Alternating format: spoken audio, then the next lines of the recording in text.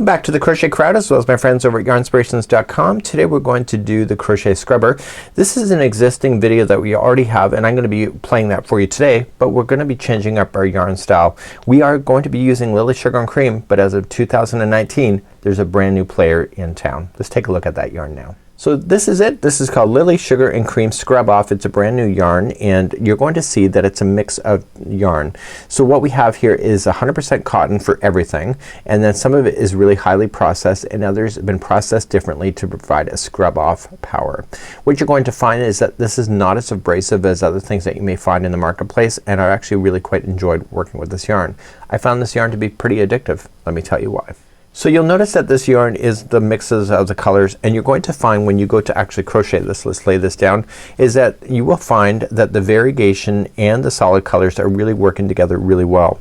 So when you go to start with this, you're going to notice that it will change color, but you don't actually see this color return until you get way up here. So I found myself really quite addictive to the yarn to watch it, to see how it was changing over and seeing all the different kinds of stuff that was happening.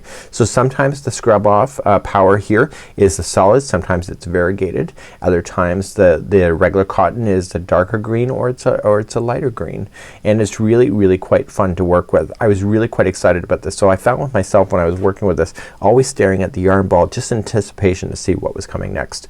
So in today's scrubber we have one that already exists, and the pattern here is what we're going to be playing today. The only difference that you need to do today is that you need to increase your hook to a 5mm size H crochet hook. I believe it's because of the scrubbing off. So when you have this, you're going to notice that the scrubbing off sections are a little bit thinner than there. So using a larger hook you can see the stitches a lot easier, and you can actually feel for the stitches too. So we're going to be playing this video today. You only still need one ball of the scrub off that you have. There's lots of different colors to be able to choose. You like this beach one, you can do the reds and blues. For my particular house that I would go for this one here, it's called cream, and this would match the tiles in my shower if you ever wanted to do a loofah or anything like that. So without further ado, let me start you to that video. You grab your scrub off yarn, your Lily Sugar and Cream scrub off, or you can just use regular Lily Sugar and Cream and a 5mm size H crochet hook if you're using the scrub off version. So let's begin that tutorial now.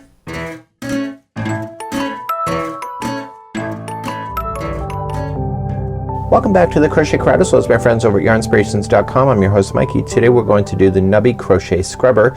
This is a really neat idea and it uses a portion of a ball of the Lily Sugar and Cream. For anything kitchen related you're going to want to use 100% cotton, which includes your Lily Sugar and Cream and Bernat Handicrafter yarn.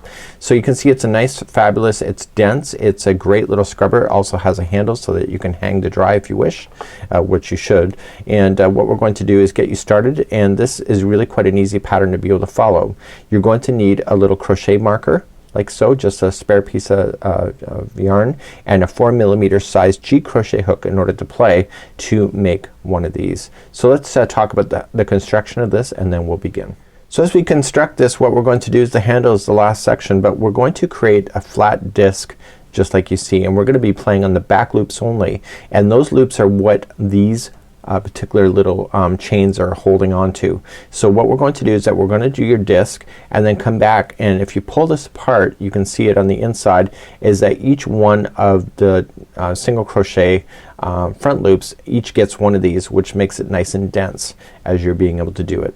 So you're going to need your stitch marker in order to keep an eye on it, because it's a continuous revolution for 5 different rounds, and then once you're done that you're going to come back and then you're going to apply your little nubbies all the way back to the outside of it. So let's begin. Let's get started now. So let's begin. We're going to create a slip knot and we are going to chain a total of 4. So a 4mm size G crochet hook, which I think I've already said. So 1, 2, 3, and 4. And let's form a ring by inserting the hook into the beginning chain, and you're going to yarn over, pull through and through. So it's telling you right off the bat to apply a place marker as soon as you get your first one done. So chain up 1, and it's going to be 1 single crochet into the center of that ring. I want you to place your stitch marker in now to the top of that one, that first single crochet, and that will signify when you're going around. You're going to do a continuous revolution so that you are not having any slip stitching, so you can follow it backward to the outside in order to apply all the nubby scrubbing pieces that will be on there, and it's all one piece, so you just got to go in a circle.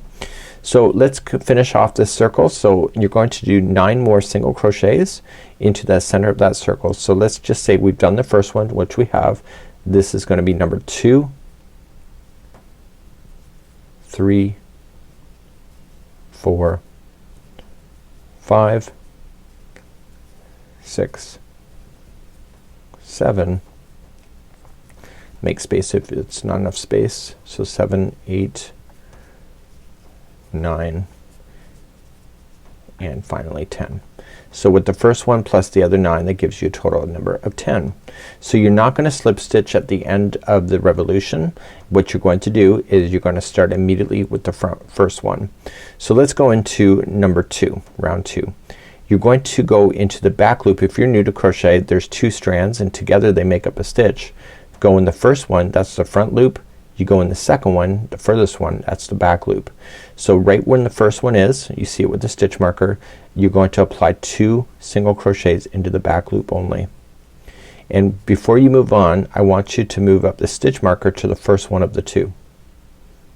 And then you know when you get back all the way around. Okay, so each of the back loops are gonna get 1 single or 2 single crochets each, and then you're going to continue on. So I'll meet you at the end of this revolution when we hit that stitch marker once again. So I've come all the way back around because my next one has the stitch marker, and that was the first one. So now let's go into round number 3. The first one is gonna be 1 single crochet by itself, and let's move that stitch marker up so that we're keeping a track of that. So move that stitch marker up again in for that round. Just pull it through. Okay, so the first one was 1 by itself, and then the next one has 2 single crochets into the back loop only. So keep on the back loops. So these front loops that you see here, they're each gonna have those nubbly things. So the next one is 1 by itself, and then the one after that has 2 single crochets into the same one. So the next one is 1 by itself, and the next one has 2. Please do that same pattern going all the way around for round number 3. So I'm coming up all the way around on number 3. Now I ended up with 2 double crochet or 2 single crochets in the last one, which is correct. If it wasn't, I wouldn't worry about it too much anyway, because you're gonna apply those scrubby things to it. You'll never see the stitch work. So you're going to start off now round number 4. The first one, let's just start and move up that stitch marker so that you can keep an eye on that. We just have to do 1 more revolution after number 4. And the one after that is gonna be 1 single crochet by itself. The next one has 2.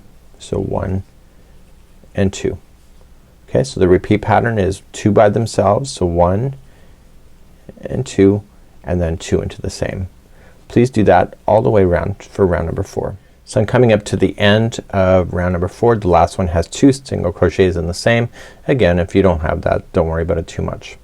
So let's finish off round number 5. So we're just gonna start off in your first one. Just do 1 by itself and move up that stitch marker, and therefore you know when you're done.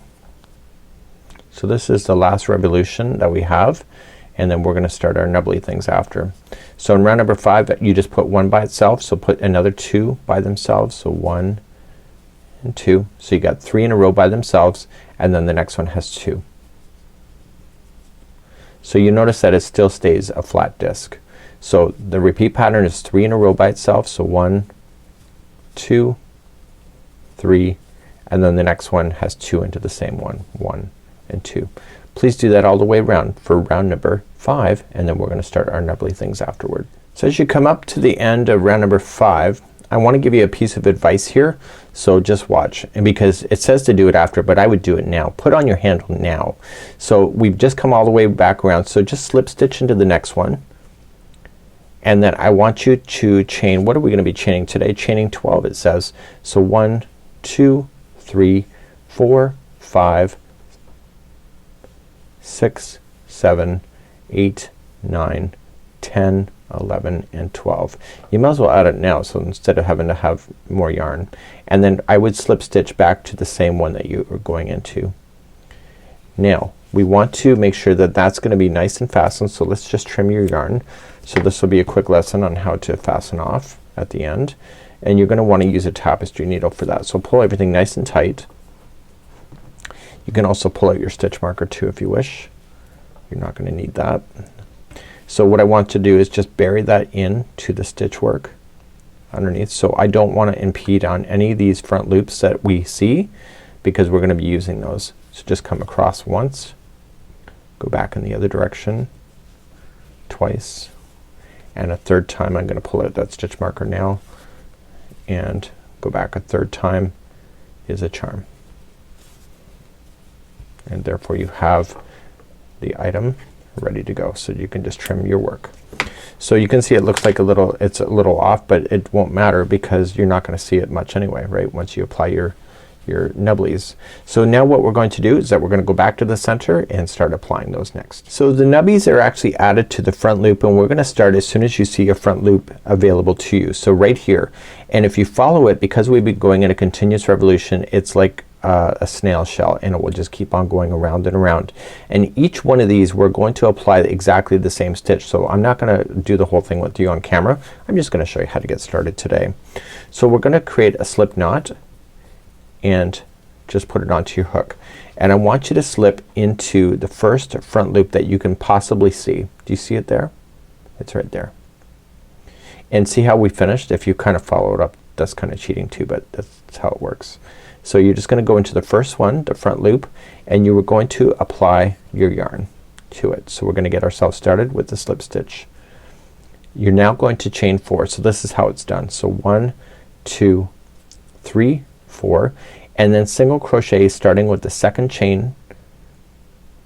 So just single crochet that one plus 2 more as you work your way back down.